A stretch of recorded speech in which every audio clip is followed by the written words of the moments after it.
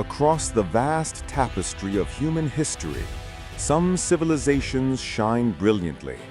Others, equally grand, vanish without a trace, swallowed by time.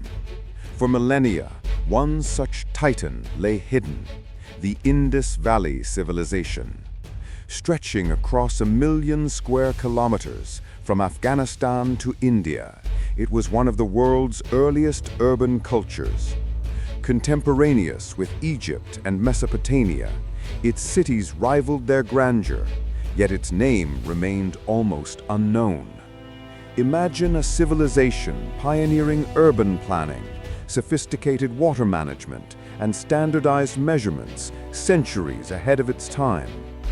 Its engineers designed public baths and intricate drainage networks, a testament to unparalleled civic organization.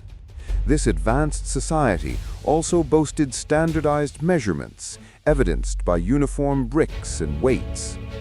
But unlike its well-documented counterparts, the Indus Valley left behind a profound silence. No grand temples, no elaborate tombs. Their unique script remains undeciphered, a veil across their thoughts, beliefs, and daily lives. Who were these people? What fueled their rise? And perhaps the greatest enigma, why did such a formidable culture seemingly disappear? Centuries passed, their existence faded into myth, buried beneath the dust. It wasn't until the 19th and 20th centuries that whispers of its past began to surface. Accidental discoveries by railway engineers first unearthed telltale signs. Soon, archaeological expeditions pieced together fragments, pottery, strange seals, and massive brick structures. Fragments of pottery, strange seals, and massive brick structures hinted at something far greater than anyone had imagined. A forgotten world, waiting to be rediscovered, its secrets still captive. Join us as we delve into the enigma of the Indus Valley Civilization. For millennia, the relentless sands of time held secrets close, meticulously burying the profound evidence of one of humanity's greatest early achievements.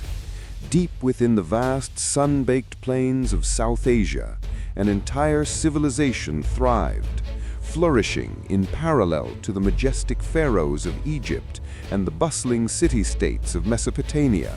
Yet it was utterly distinct, a world unto itself. Flourishing in parallel to the majestic pharaohs of Egypt and the bustling city-states of Mesopotamia. This was the Indus Valley Civilization, also known as the Harappan civilization, a monumental urban culture that once spanned an astonishing 1,000,000 square kilometers, making it larger than any other Bronze Age society of its era. Its meticulously planned cities, such as the renowned Mohenjo-Daro and Harappa, were masterworks of sophisticated urban design. They featured advanced water management, standardized brick construction, grid-like streets, and impressive public structures, all remarkably without overt signs of extensive warfare or grand imperial ambitions. Yet for thousands of years, this extraordinary culture remained utterly forgotten, its very existence unknown to the modern world until accidental discoveries in the 20th century. Its unique enigmatic script remains undeciphered, its precise political structure a subject of endless scholarly debate, and its ultimate decline a profound historical enigma that continues to challenge our understanding. We stand now at the threshold of these silent, monumental cities, ready to embark on a journey to unravel the complex mystery of these forgotten giants. For millennia, an astonishing civilization lay buried beneath the fertile plains of South Asia, its grandeur unknown, its profound achievements forgotten by time. This was the enigmatic Indus Valley Civilization, also known as the Harappan civilization, one of humanity's earliest and most expansive urban cultures. Flourishing over 4,500 years ago, it stretched across 1 million square kilometers, encompassing territories from modern-day Afghanistan through Pakistan and into western India. Its sheer scale rivaled, and in some aspects even surpassed, the contemporary empires of ancient Egypt and Mesopotamia. Yet unlike those civilizations, the intricate Indus script remains undeciphered, a silent barrier preventing us from fully understanding its administration, its beliefs, its very soul. This linguistic mystery leaves its stories untold, its daily life largely speculative, its demise shrouded in profound enigma. We stand now at the threshold of a lost world, poised to meticulously uncover the secrets of these silent, sand-swept cities, magnificent testaments to human ingenuity and communal organization, waiting patiently to reveal their forgotten legacy. For millennia, the colossal urban achievements of the Indus Valley lay dormant, completely unknown. Their rediscovery was not by grand design, but through serendipitous, even destructive encounters. In the 19th century, British railway construction crews, seeking readily available building materials, unknowingly mined vast quantities of standardized fired bricks from ancient mounds near Harappa. These priceless archaeological treasures were crushed and repurposed for railway beds, their profound historical significance utterly overlooked. It wasn't until the early 20th century, with focused archaeological surveys, that the true nature of these sites began to surface. Initial excavations in 1921 by Daya Ramsani at Harappa, and in 1922 by R.D. Banerjee at Mohenjo-Daro, unveiled something extraordinary.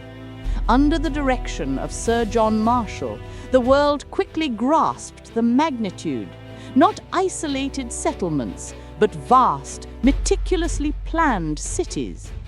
These revelations fundamentally rewrote the narrative of early civilization, proving an urban culture of unparalleled sophistication, contemporaneous with, yet distinct from, Egypt and Mesopotamia. It pushed the timeline of advanced urbanism back thousands of years, revealing a truly forgotten chapter of human ingenuity. For centuries, the Earth held its breath, concealing the monumental achievements of the Indus Valley. It wasn't until the 19th and early 20th centuries that whispers of a lost civilization began to surface, initially through fragmented reports of ancient bricks used as railway ballast. In 1856, engineers building the Lahore-Multan Railway unknowingly plundered the ruins of Harappa for construction materials, a tragic but pivotal moment. Decades later, pioneering archaeologists like John Marshall, Daya Ramsani, and R.D. Banerjee initiated systematic excavations. Their shovels revealed not just scattered artifacts, but entire cities.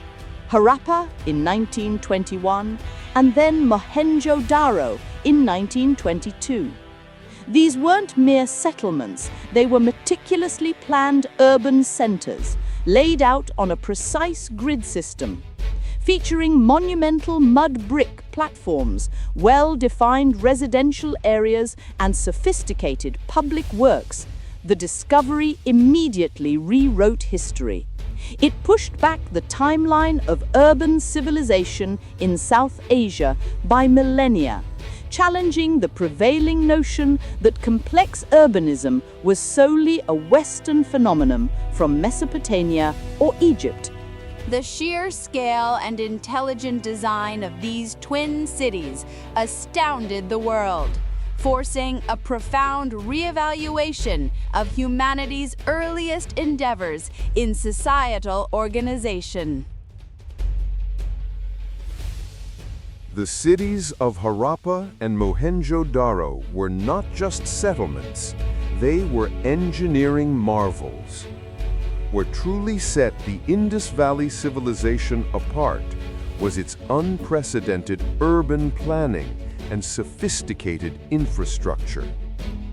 Imagine streets laid out in a precise grid, reflecting advanced surveying and mathematical understanding.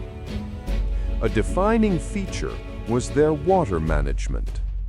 Deep wells provided a constant supply of fresh water to every home, a luxury unparalleled in contemporary civilizations. But it was the drainage systems that truly astound. Elaborate networks of covered drains, often beneath main streets, efficiently carried wastewater from residential areas and public baths. These weren't simple ditches. Meticulously constructed with fired bricks, they formed a sophisticated sanitation system, centuries ahead of its time. This standardization extended to building materials.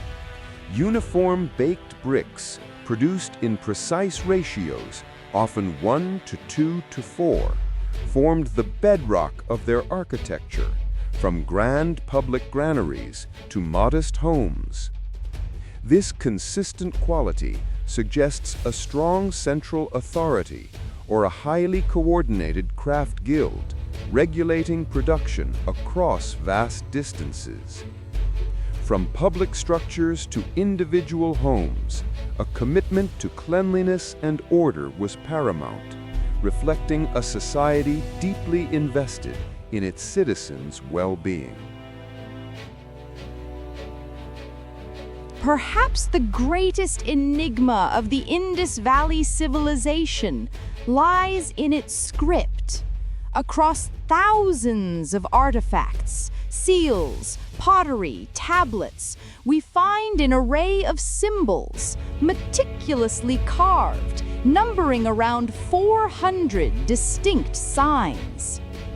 Unlike Egyptian hieroglyphs or Mesopotamian cuneiform, this script remains stubbornly undeciphered, a silent barrier between us and their inner world. It's not a true language in the phonetic sense, but likely a logo-syllabic system, where symbols represent both words and syllables. Scholars have tirelessly attempted to crack its code, proposing links to Dravidian languages, Indo-Aryan, or even Sumerian. Yet no Rosetta Stone has emerged. Without this key, understanding their administration, their religious beliefs, their economic transactions, and even the daily conversations of a powerful empire remains frustratingly out of reach. These tiny inscriptions, often found on stamp seals, might represent names, titles, goods, or rituals. They offer tantalizing glimpses, but deny us a full narrative. The silent script whispers of a complex society, but its true meaning is lost to the sands of time, preserving their secrets even as their cities reveal their grandeur. The inability to read their words leaves a profound void in our comprehension of this magnificent ancient culture.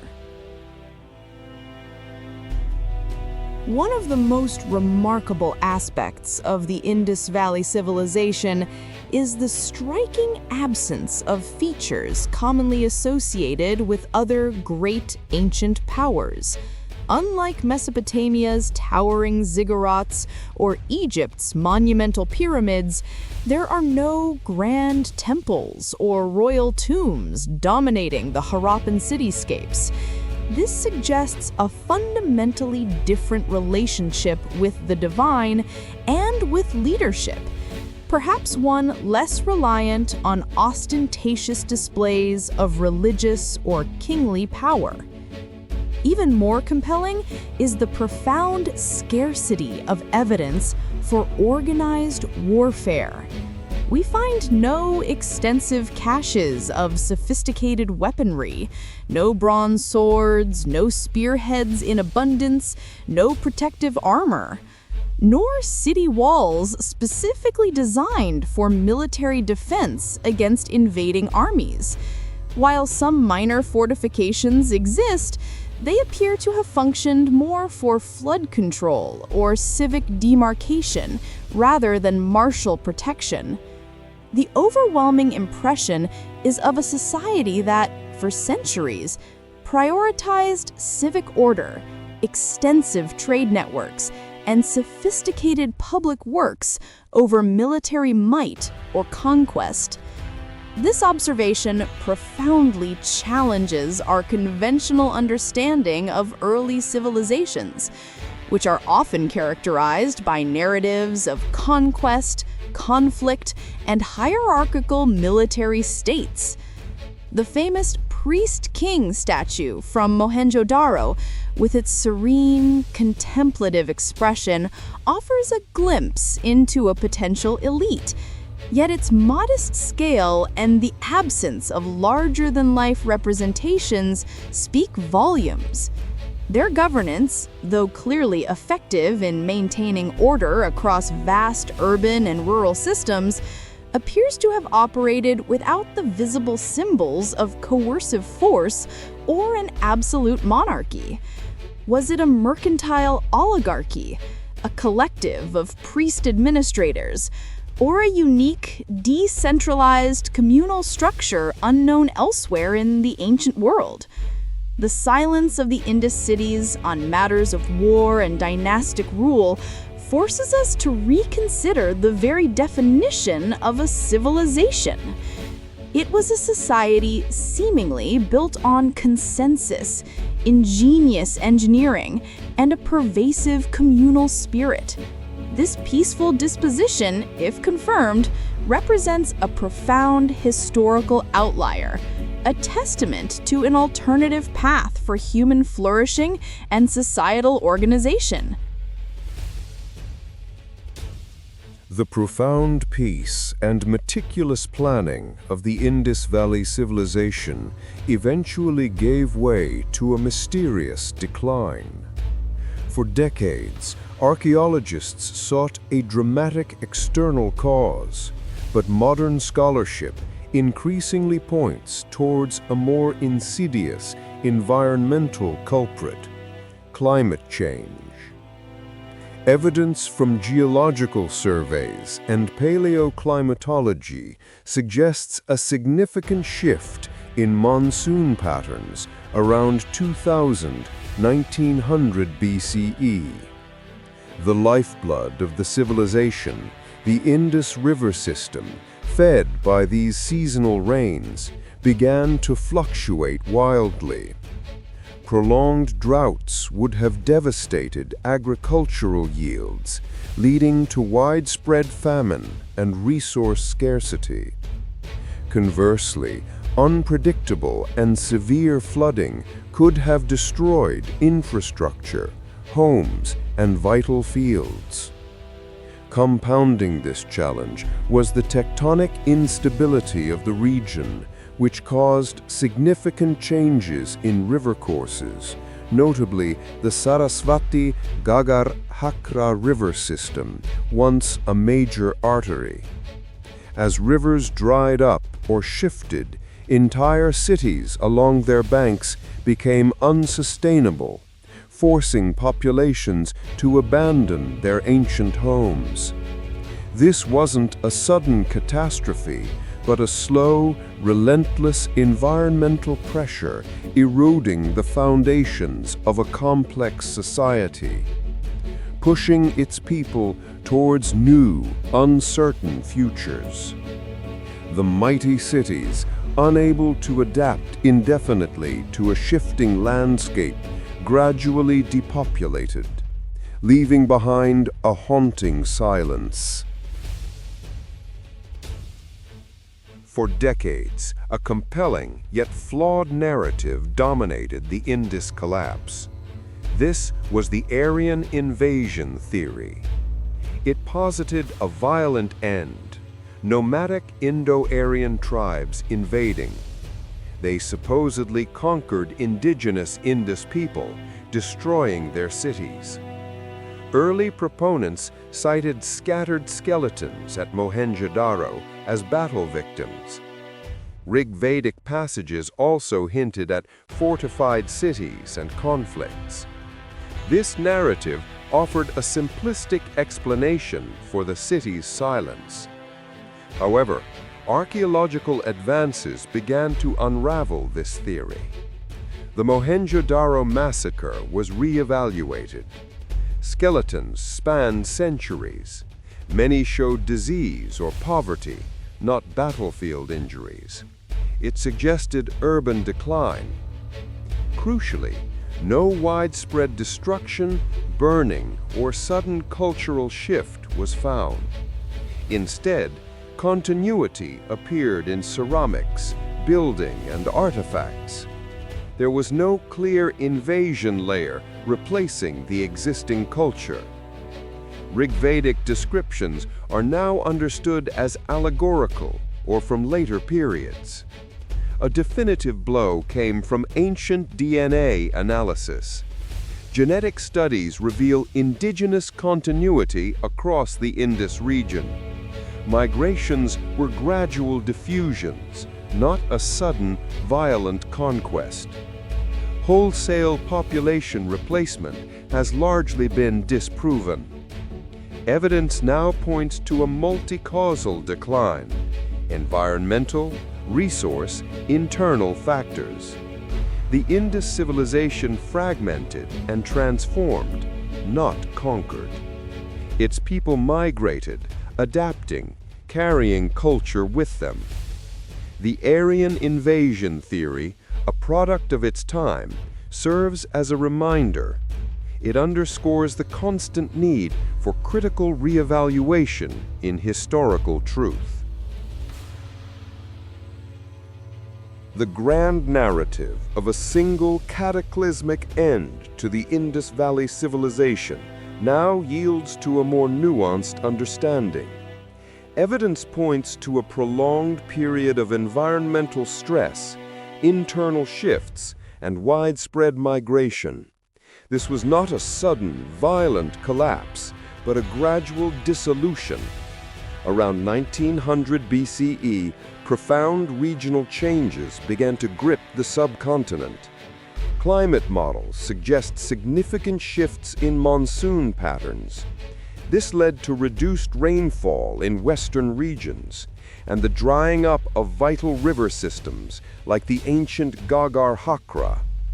This environmental degradation triggered a cascade of crises, including agricultural decline and widespread water scarcity, leading to mass movements of people seeking new livelihoods.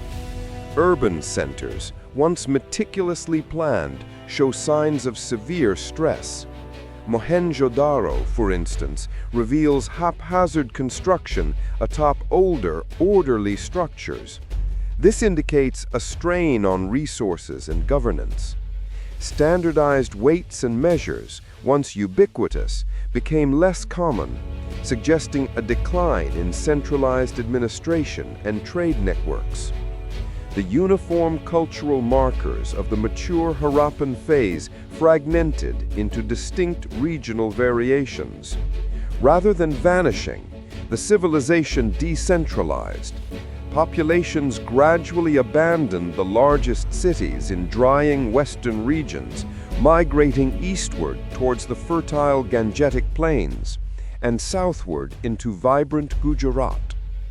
Here, they established smaller, more agrarian settlements, carrying aspects of Indus culture, technology, and social organization. This was not an extinction, but a profound transformation. The Indus Valley Civilization didn't disappear, it evolved, its legacy woven into the fabric of later South Asian societies, a silent testament to human ingenuity and adaptation in the face of epochal change. The Indus Valley Civilization didn't vanish. Its influence subtly permeated South Asia's emerging cultures. While urban centers faded, people migrated, carrying seeds of knowledge and tradition. Agricultural techniques, particularly irrigation and cotton cultivation, likely continued in new settlements. Organized village life, communal structures, and water management found new expression. Craft technologies demonstrated remarkable resilience. Precision bead making, copper and bronze metallurgy, and distinctive pottery styles resurfaced, transferring specialized skills. Perhaps the most enduring echoes resonate in religious and symbolic realms. The Pashupati seal, a yogic figure with animals, strikingly resembles later Shiva depictions. Reverence for water, trees, and animal motifs like the bull also persisted. These weren't direct lines of descent, but a complex tapestry of influence, adaptation, and independent development. Migrating populations carried genetic lineages, technological know-how, and cultural patterns merging with existing traditions. The silent cities of the Indus no longer echo with their creators' clamor, yet their legacy lives on, a testament to human ingenuity and adaptation. What lessons can we, in our rapidly changing world, draw from these ancient vanished giants whose story is still being written? The silent cities of the Indus stand as profound monuments to human ingenuity. Their advanced urban planning, sophisticated water systems, and monumental architecture attest to a civilization that mastered its environment with remarkable foresight. Yet, their eventual decline, a slow unraveling rather than a sudden catastrophe, offers a sober reflection on the inherent fragility of even the most sophisticated societies.